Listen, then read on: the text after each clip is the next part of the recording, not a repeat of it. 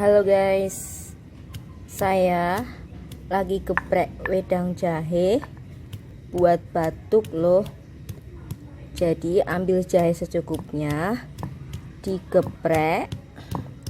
Habis digeprek, ambil dan letakkan di panci yang sudah diisi sama air, tanpa dikasih gula ya guys.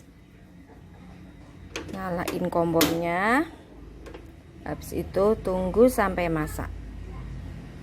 Alhamdulillah, wedang jahenya udah jadi ya guys.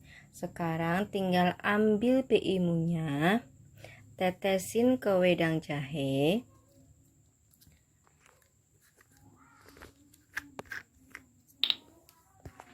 Tujuh 17 tetes ya guys.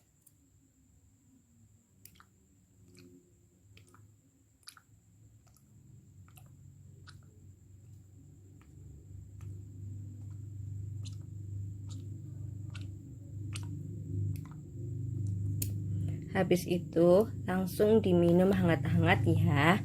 Insya Allah batuk kalian cepat sembuh. Bismillahirrahmanirrahim.